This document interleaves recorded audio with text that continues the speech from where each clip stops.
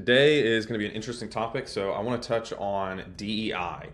I know this is going to be an Yeah, interesting conversation. So, DEI. really, I wanted to start with, in your experience, especially government contracting, where this is, I would say, prioritized in implementation, any large company, that sort of thing.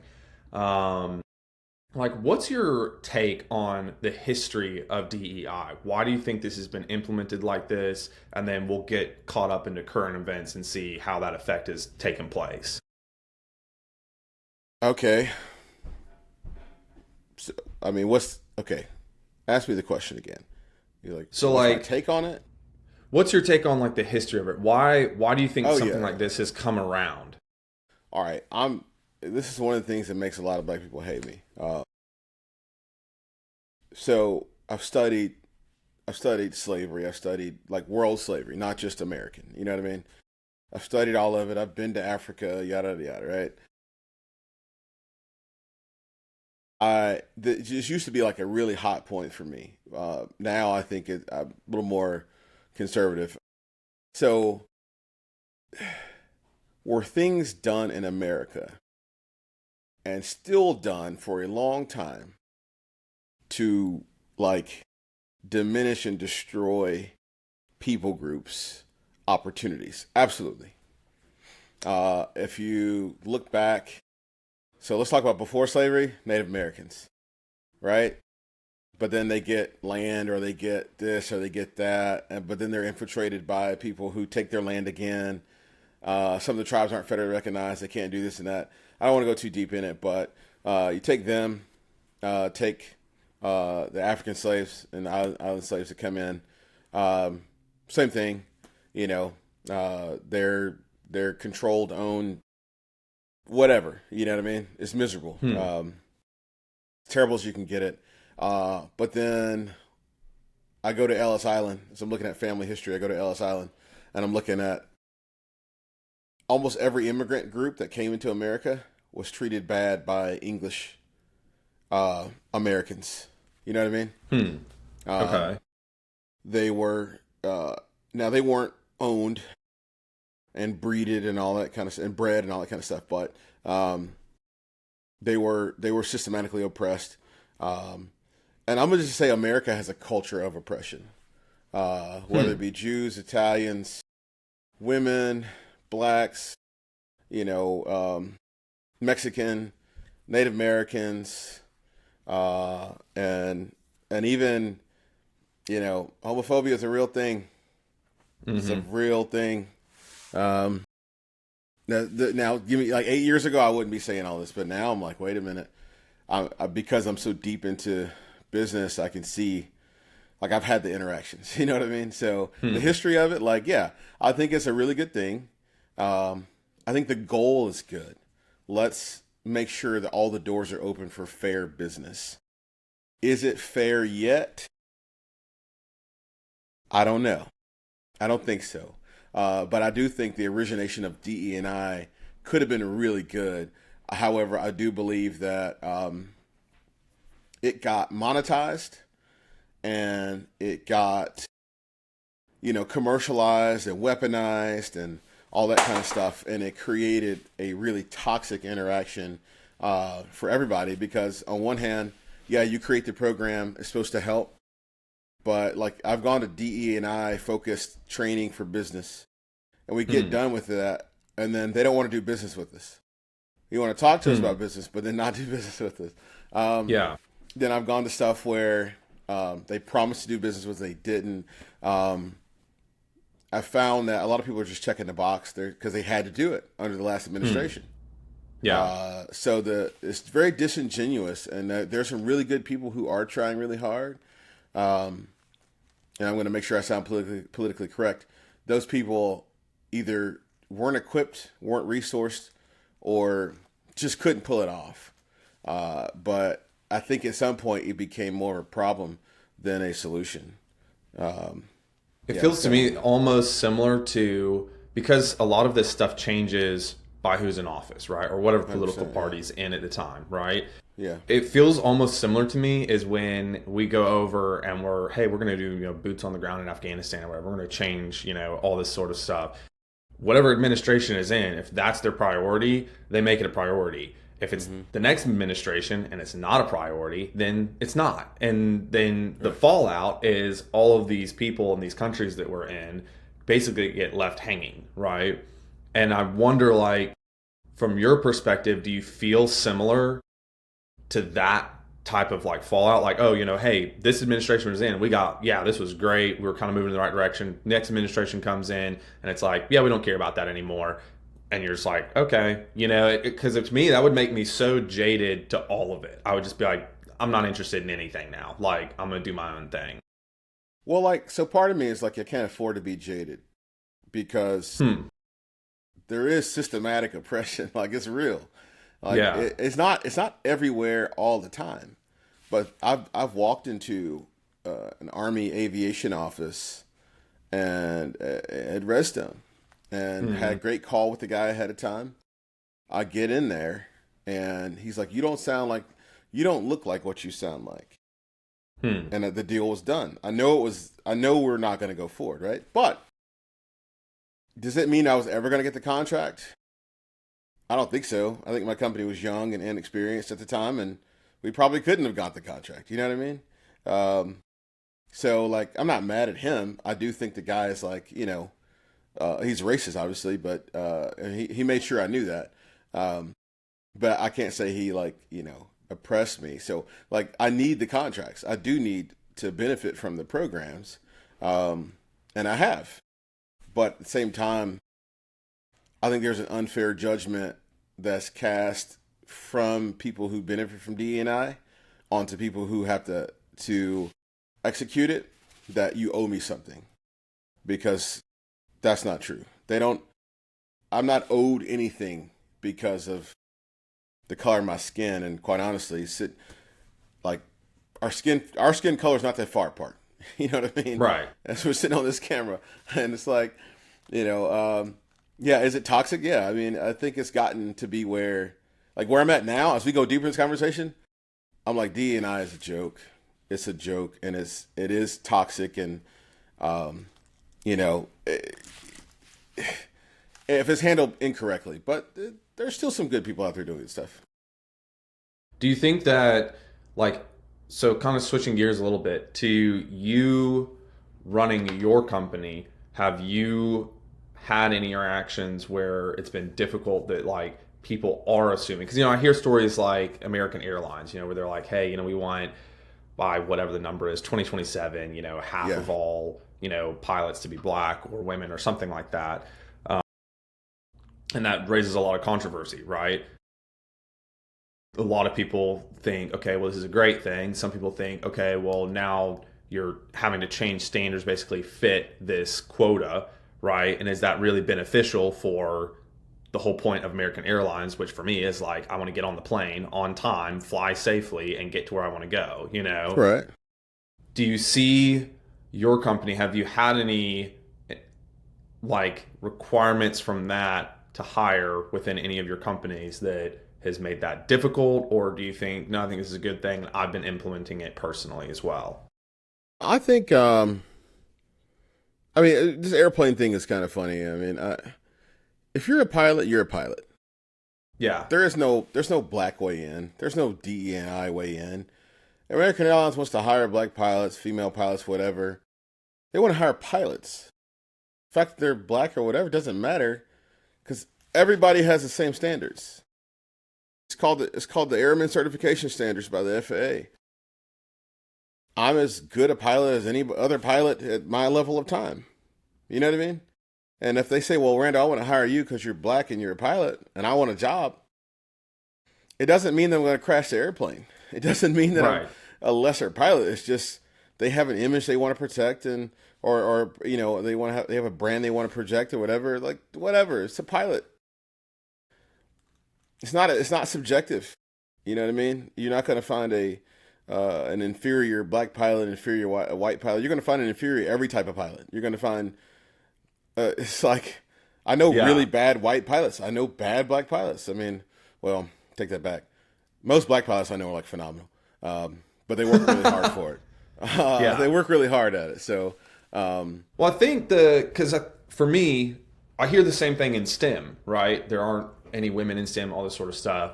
Yeah, And to me, at least what I've seen in my engineering courses, there'd be 50 dudes and 3 girls, you of know? course. So I'm like, That'll I make you don't, sexist.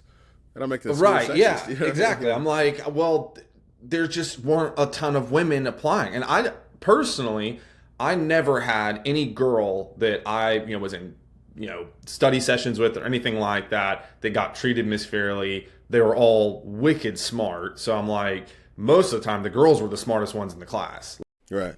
So I'm like, the aptitude that it takes and the determination it takes to one just want to be an engineer and then to Mm-hmm. actually follow through and do all the courses is very difficult. So I understand that girl guy doesn't matter. That takes a lot of tenacity. Yeah. But for whatever reason, I think that it's not necessarily that they're not hiring enough. It's that there aren't enough qualified people, period. Kind of like what you said. So I wonder, like, how would you change the narrative on that to push more for, hey, instead of we need to hire women engineers, we need to hire pilots or whatever it is, how do you Mm-hmm. create access to, hey, have you, instead of, whatever college career you're picking, have you ever thought about being an engineer? Have you ever thought about being a Yeah. pilot? And I What's will this say exposure? that exposure, but kind of in a deeper level. My dad was a NASA engineer. So I grew up, the idea of being an engineer and what that looked like was not foreign to me. I was like, Right. yeah, I know Right. exactly what that looks like. The idea of being a, NBA basketball player, completely foreign to me.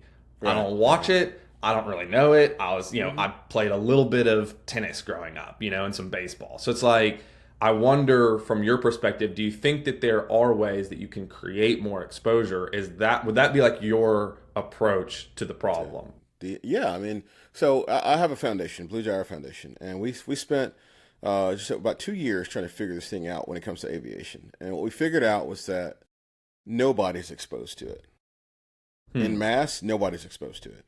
Now, you do have more white kids than not that are going to have somebody in their family that has a private airplane, or is an airline pilot. It's just the numbers are what they are, and they are that way because of several things. First, for a long time you couldn't have black pilots, but then um, xenophobia, lack of exposure, lack of money to pay for training, all these things. But then again, some did it. I don't. We don't have to go back there. But I think exposure is where you start. Hey, listen, this is an option for you. Now, I was exposed to airplanes at a young age. I saw them. I sat in them. I flew in them. I flew with Chuck Yeager. Okay, that's possible. But I was also exposed to skiing, like snow skiing Hmm. and water skiing. And my parents didn't own a boat. They didn't own a lake house, but they just made sure that we got those opportunities. You know what I mean? Hmm.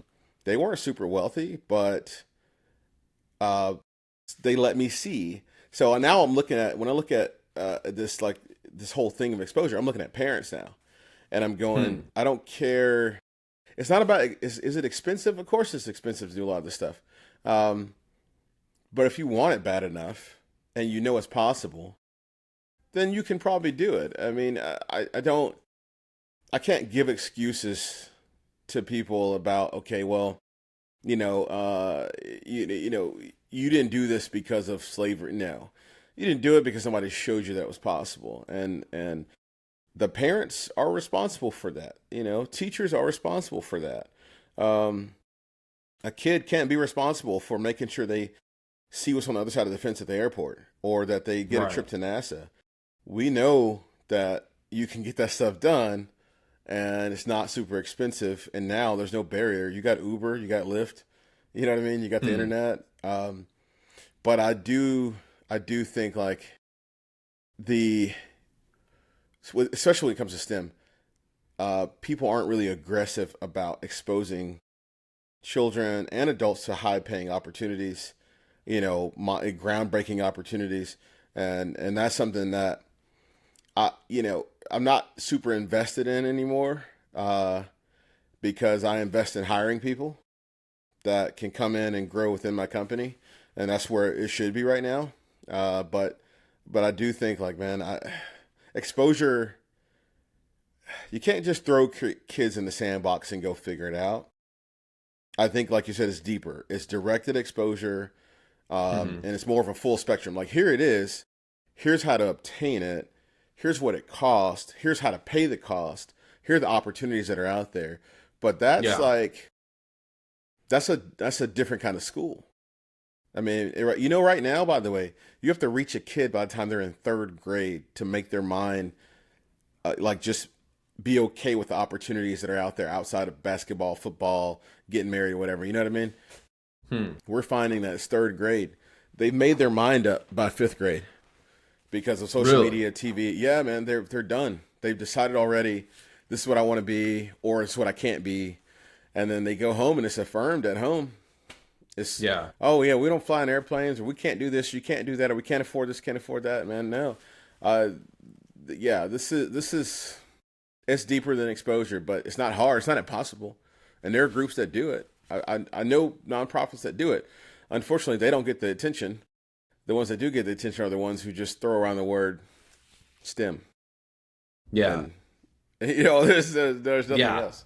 Yeah, It's very like, not to put any of these people down, but very like pie in the sky sort of a thing. Where it's like, yeah, we're helping kids with STEM, and it's like, well, what is like? I'm a very like rubber meets the road. What does that mean? yeah. Like, or what are you doing? Like that sort of a Like thing. cybersecurity, you if you say I'm not a cybersecurity expert, but I spent a lot of time in the industry on purpose. I invested. I wanted to know about it. Man, you can't tell a kid they're going to go into cybersecurity just because you have a class at your high school. Yeah. No, no, they need to know where do you go next. Yeah. Why would somebody hire you? All this kind of stuff. So yeah, it is pie in the sky.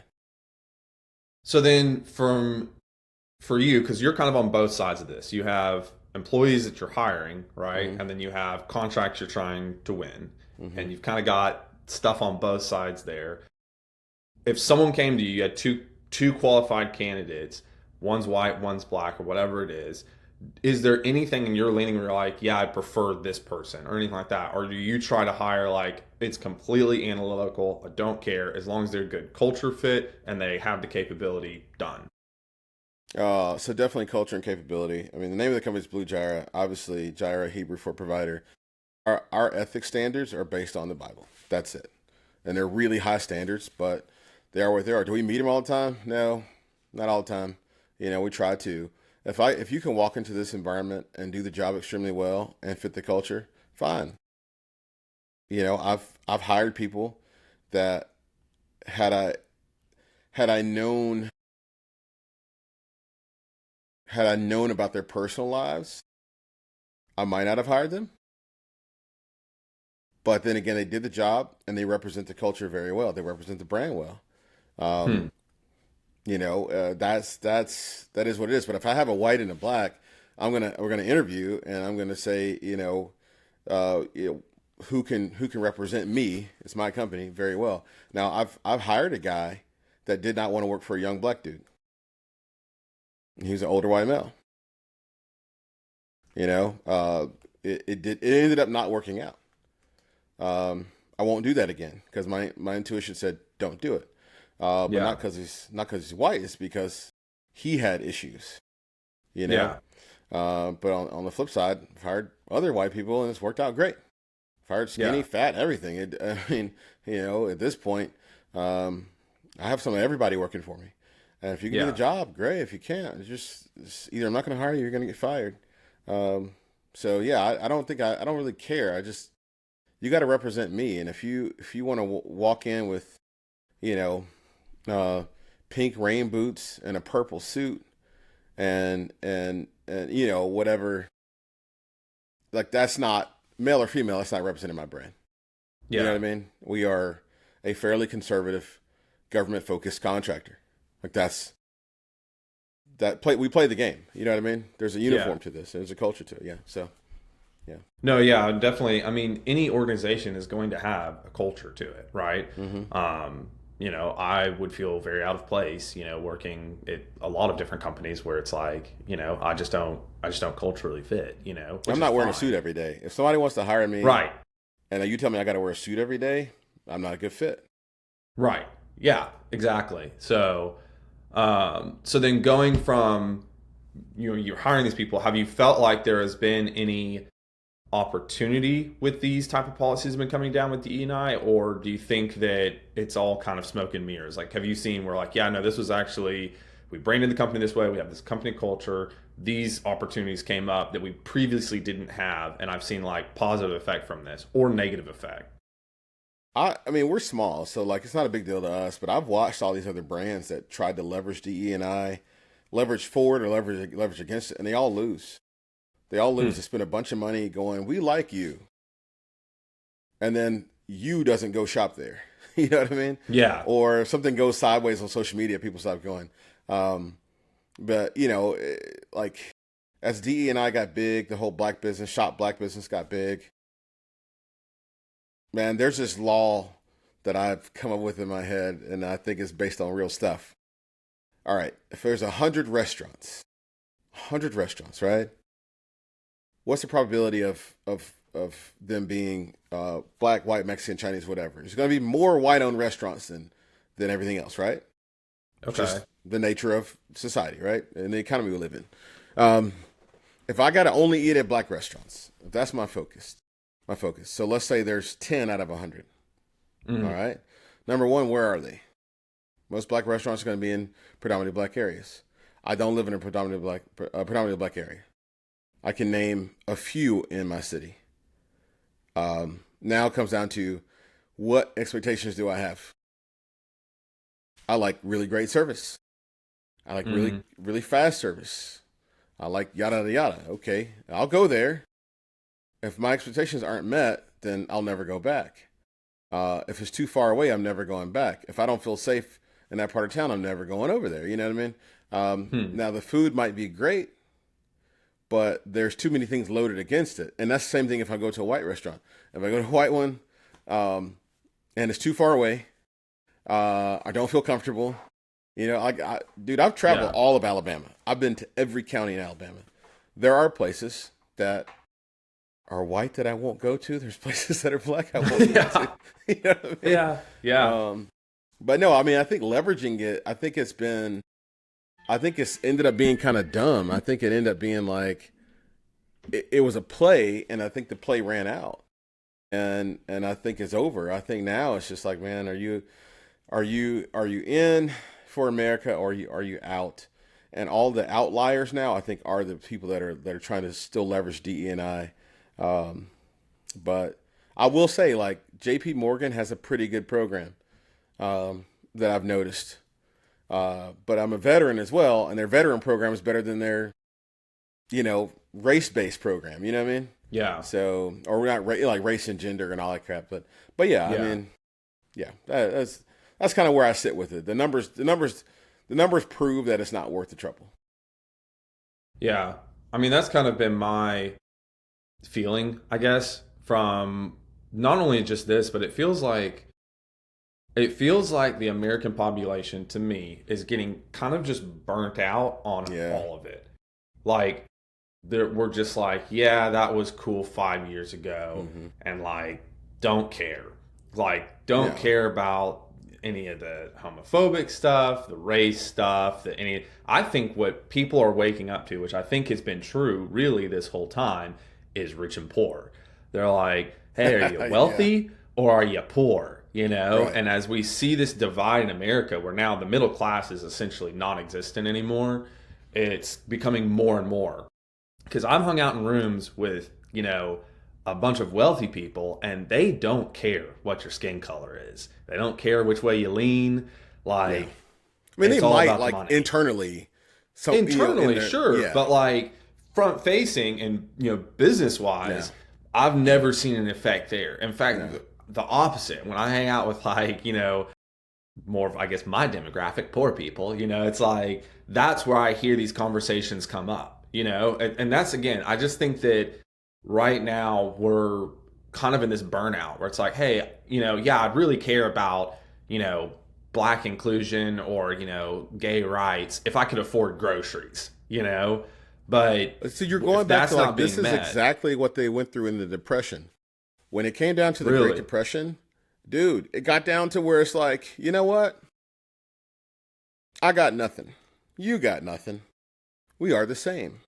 The rich people have Right. stuff, and they went to Mexico, and they went to Canada, and they went to Europe, and you know what I mean? And they took care of themselves. But there are a lot of people who just had nothing. Now, um, when you talk to people who listen to like some of these recordings, people who were alive back then, they were like, and I had a chance to hear some of that, like actual people still alive, but I was younger, but they talked about how like it came down to a point where there was no real need for racism or superiority because it was all based on, um, the illusion of having more. You know what I mean? Or Right. having better.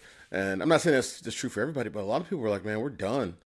You know, we're done. We got nothing. I can't eat. My children are starving and dying."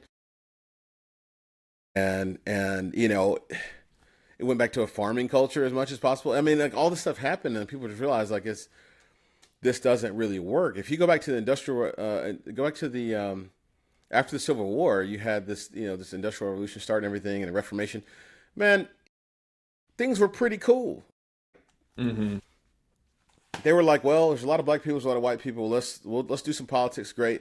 All right, you need to represent your folks. I represent my folks. So now we have this equal representation. You know what I mean?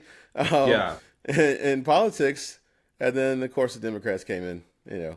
Destroyed that. But it was like when it gets down to it, yeah, you're right. It's about money and it's about access. And at the end of the day, like I've been in a room with hyper racist people, but they needed me. Mm-hmm. Why would they be racist? You know what I mean? And I needed them. I wanted their Hmm. money. They needed my talent. I don't need to be your friend. I don't need to Yeah. have, commune with you. Our kids don't have to be friends. The transaction of business requires that let's just get the green and keep moving. I mean, like you said, you've been in rooms of people who are poor and rich and everything. They don't care because I just want the money. Like I'm not there to, play footsie with you. Um, Yeah. and that's kind of the attitude that I have even in the culture of the company. I had one of my employees go, well, some people in Huntsville don't want to do business with you. I don't care. If they like you and they'll do business because they like you, I still get paid. Right. Who cares about racism? Like, who cares? It's just not like Hmm. it's not a good investment of time. You know what I mean? Yeah. Yeah, that's all. Yeah. Well, yeah. Interesting topic. Like I said, it's interesting to see the trends kind of with this, and like one more point with like I don't know if you saw the Billie Eilish quote, talking about ICE and all that other stuff, and it's like she gets up on stage for what happens is she gets up on stage at the Grammys, accepts her award, and then basically tells ICE to go screw themselves, that sort of thing, and that no one's on stolen or no one's on stolen ground or something like that, something stupid, and then people are like, well, your house is on the Tonga tribe land. Right. And she's Right. like, yeah, no, that doesn't apply to me. Oh. And so it's Oh been, yeah, the man. backlash has been very interesting. So it's a lot of stuff like that where I'm like, yeah, it's like people want to get up and talk about it, but I'm like, show me, you make the first move. Yeah. You care about whatever the thing is. You care about STEM? Okay, go teach some kids math. I Do did some STEM that in stuff. Yeah. college. I Yeah. worked at every Thursday. I would go to an inner city school and I would teach kids mathematics because I was in engineering, all this sort of stuff. And I thought going into it, I'm this cool dude who's like helping kids. They're gonna love me or whatever. They hated me. Those Yes. kids hated me. So I'm like, when I hear people, at all these events or whatever, talking about how they want to help kids, whatever, I'm like, have you ever sat down in a classroom and tried to teach these Bro. kids? They hate you. I Like, did it's it. I not went to fun. an inner city Birmingham school, teaching entrepreneurship. Yeah. I I had a kid threaten to fight me. I I Yeah. had I had I had the most surreal experience in there. Um, this was kind of forced on them. Right. They didn't really ask for or know to ask for entrepreneurship. It was just kind of like, here, this is what's boom. You know what I mean? And here's your volunteer, Randall. And I'm like, what? They don't want me here. Some kids liked it, but not enough to bite down 100% and continue. I'm like, this is crazy. There's no support at home, whatever, whatever, whatever. Yeah, like okay, but I did my part. I tried, and I've continued to put those efforts in. Uh, but like you said, though, like man, if you're gonna talk about it, go do something, and then come back and go and have the same realization. It costs a lot of money. It costs a lot of time. You're not going to get anything out of it that you think you're going to get. Um, and that's you got to be okay with that. If you're going in it for some selfish intent, you're going to walk out of it empty-handed, and that's terrible. But with a nonprofit, we did get to see like this really awesome side where Yeah. with drones, we brought drones into schools. Well, they love them. They love flying drones, but they only loved it. I'm gonna tell you why. This is the crazy part. They loved it because we used drones to chase. One would fly a drone and go find another one that was that hid on the playground or hid at the school outside, or one would chase another one with the drone. Um, it wasn't just flying it; it Yeah. was the utility of it. So Yeah. you got to speak to what they care about. They liked hide and go seek. They like police work where suspects hidden, fly the drone, find the suspect, and then get him, cut him off, and it was that is what it is. But I have a interesting thing that happened to me. Really, I wanted to run by you. So somebody told me that doing government contracting, that basically everybody's racist, and that the government racist is they're not going to do business with you. This and that. So what do you think about that? I don't know. I Under mean, Trump, they said it was good under Biden, but bad under Trump. And none of these people actually do good business with the government. Just by the way, they just it's oh, what they heard. So, there's a lot of hearsay with that kind of stuff. Again, I would always ask, like, what I'm big on, what's your personal experience? I know that because I think that a lot of people see stuff online, and to me, like, I try as much as I can to stay off the internet. Like, it's it's very divisive, and it's yeah, set up that very way, polarizing. right? Yeah, 100%. It's polarizing. Yeah, And I don't fault, like, I don't think Facebook and Instagram and TikTok are evil companies, truly. I just think that their model is views, and the longer they can get you to stay on, the better. So therefore, right, the content needs to reflect that. right, Um, because of that, if you ingest a lot of that content, you have a perception of the world that is most likely false. There are some facts out there, but I always ask people, like, what's your personal, I need a personal experience from you to see like what you're talking about.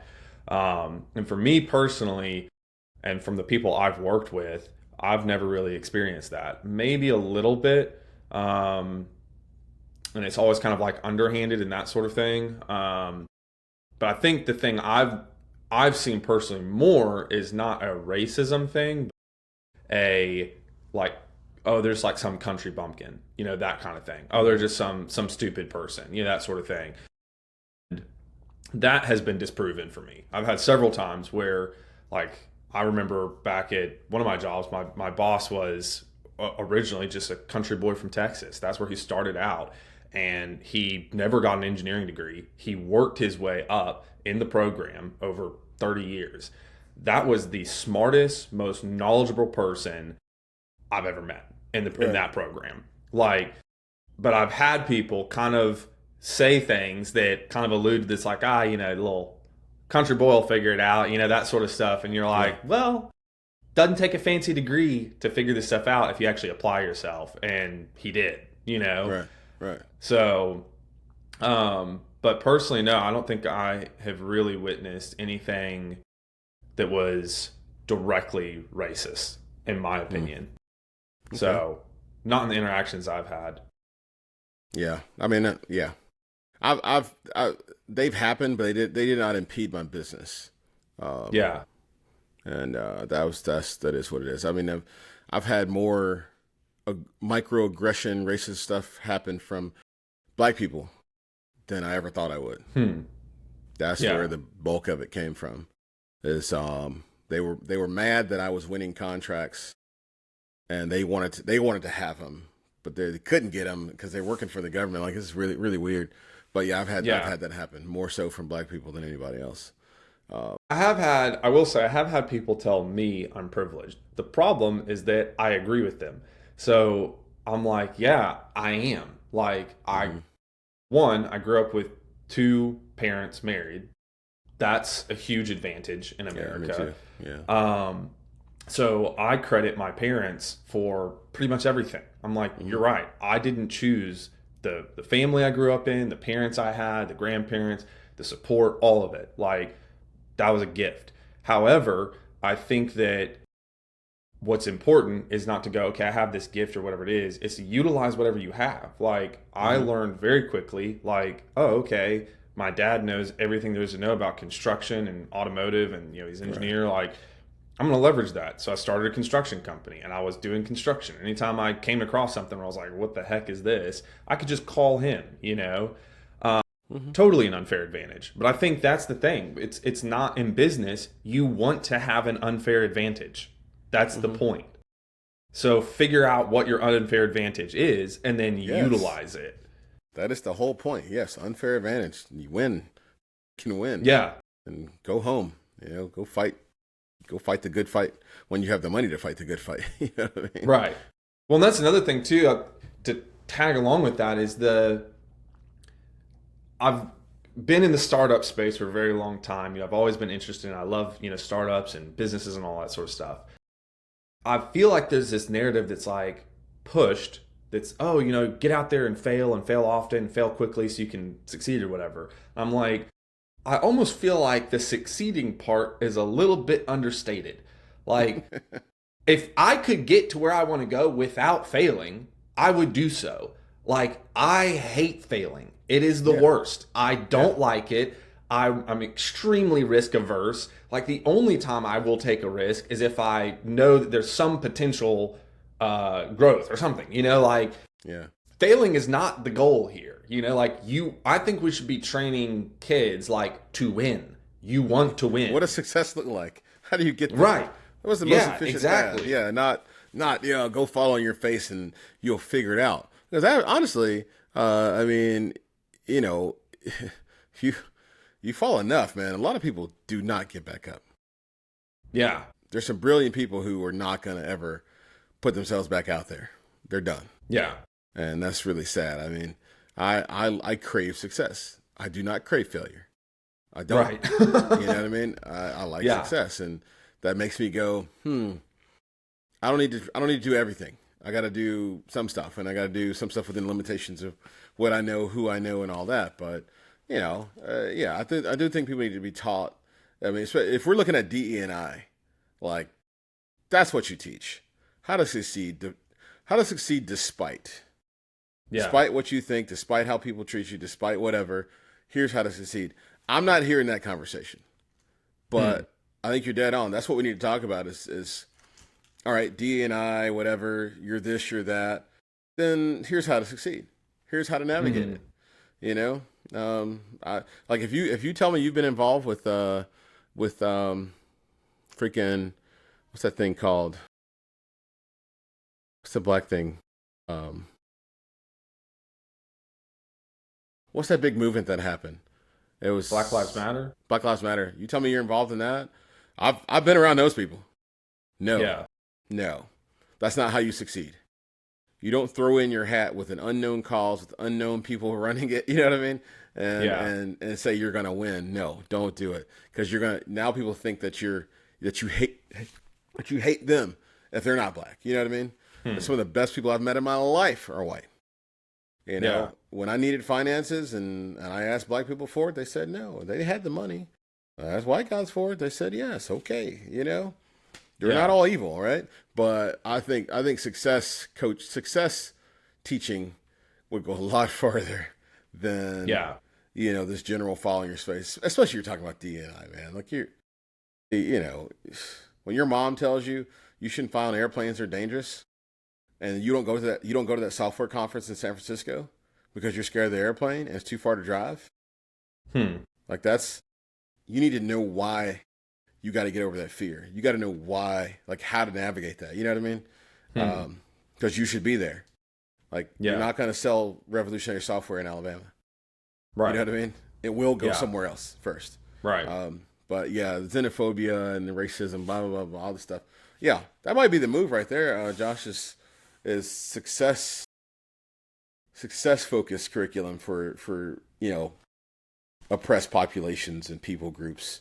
But I have another notion though, which is you don't need to let everybody know who you are and what your personal life is and what you got going Yeah. on. Now, as I have white guys that go out for me. Not everybody sees me. You know what I mean? Yeah. I will send a white dude in the snap finger. Yep. They're racist. No problem. You go. I don't need to go. Yeah. Like that's my pride talking. Like, oh, I need to be there. It's my company. No. Send a white dude. But you learn that in government though pretty fast. That some rooms you send in the technical person, you send the person that looks the right. You know what I mean? You send whoever you got to send to get the deal. Yeah. So, yeah. Cool. Well, yeah, this is an interesting topic, so it's a little bit longer than our typical episode, but if anyone stuck around, appreciate you listening. Again, trying to get these out every Friday, so stick around, subscribe. Awesome. Thanks, Randall. Yeah, man. Thank you.